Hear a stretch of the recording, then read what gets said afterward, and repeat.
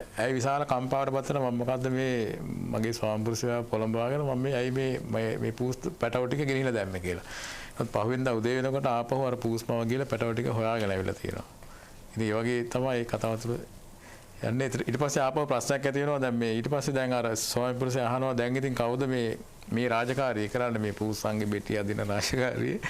එතකොට ඉතින් අවසානයේ මවට කියන්න සිද්ධ වෙනවා. ඒක අවසානයේ ඔබ සඳහන් කරනවා. ඒකත් මමම කරන්නම්කෝ. ඒකත් තිරසනා වුණාට අම්මා කෙනෙක්නේ. දරු දුක ඒකිටයි මටයි දැනෙන තරම වෙන කාට දැනෙන්නේ නැද? ඇයි එසේ කියමින් ගෙට ගියේ දරුවන් නැගිට්ටුවා පාසලට පිටත් කරන්නට. මව් සෙනෙහස කියන කාරණාව. මවක් දරුවන්ට කරන ආදරේ, දරුවන් මවට කරන ආදරේ මනුස්ස ජීවිතය අපිට පමණක් නෙමෙයි.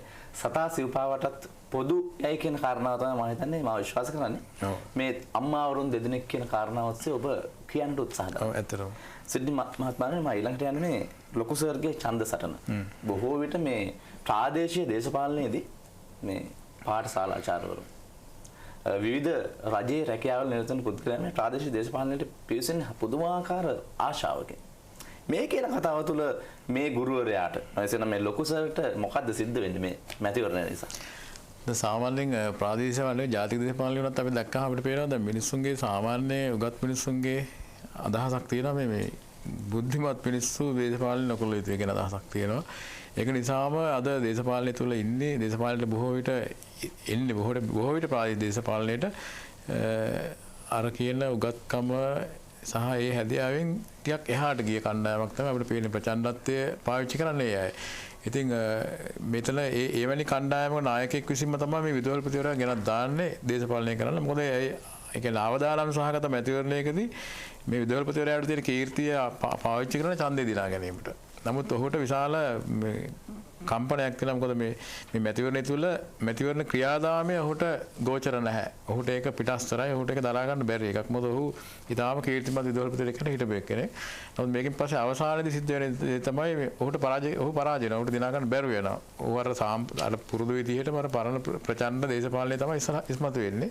එයින් පස්සේ ඔහුට ප්‍රශ්නයක් තියෙනවා. දැන් මේ ඔහු එළියට බහිනකොට අර ඒ කාලේ යා ගහගත්තනේ අර රැල්ලට ගිහිල්ලා ගහගත්තු පෝස්ටර් කටවුට් මෙයාට තාම පේනකොට මෙයාට මහ විශාල මානසික වදයකට ලක් වෙනවා. ඒ කියන්නේ යාම අර වැඳගෙන ඉන්න ෆොටෝ දැන් මෙයාටම බලන්න බැරුව වෙනවා අපහො. ඉතින් ඒක තුල ඇති වෙන මේ මානසික පීඩනය තමයි අවසානයේදී මේ කෙටි කතාවක් හිට මම නිර්මාණය කරලා තියෙන්නේ. ඔව් දැන් අවසානයේදී මේ පුණ්‍යවර්ධන ගුරු මහත්මයාට තමාගේ මේ ආධාරකරුවන්ගේ ප්‍රහාරයක් පවා විඳ සිද්ධ වෙනවා. මොකද එතුමා දේශපාලනයේ පුදුමාකාර විදිහට කලකිරෙනවා. මැතිවරණ දිනේදී අර සභාපතිවරයා වශයෙන් කිරුළ පළදිනට සූදානම් වන පුද්ගලයන්. එසේනම් ඔබ මේ කෘතිය සඳහන් කරන විදිහට මේ කසිප්පු ව්‍යාපාර නැත්නම් එසේනම් තහනම් මද්ද්‍රව්‍ය ව්‍යාපාරයේ දෙන මේ ව්‍යාපාරිකයා තමයි සභාපතිවරයා බවට පත් වෙන්නේ.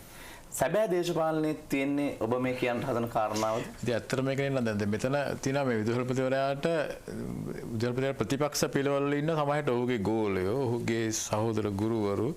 නමුත් මේක ඇතුලේ පේනවා මේ තමන්ට විරුද්ධ පාර්ශ්විකයට මොහු හිංසාවක් කරන්න. මොකද ප්‍රජාතන්ත්‍රවාදී බොහොම හිතන එක්කෙනෙක්. නමුත් අනිත් ආධාරකරු මොකට පහර දෙනවා.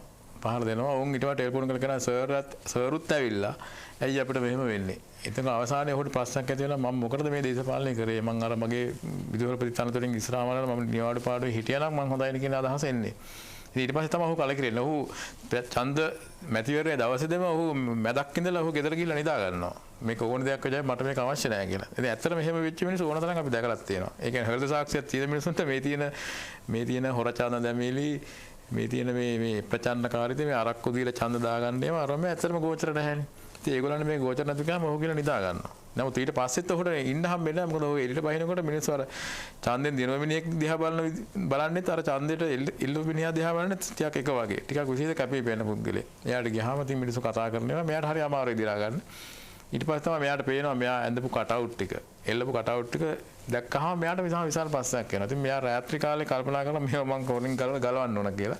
ඒ ගලවන්න කියලා ගිහිල්ලා අවසානයේ ඒ පක්ෂේම ආදර කරුවෝ මෙයා කවුද කියලා දන්නේ නැද්ද? කවුද යකෝ අපි මේ පෝස්ටර් අපේ සර්ගේ පෝස්ටර් ගලවන්න කියලා ගහනවා.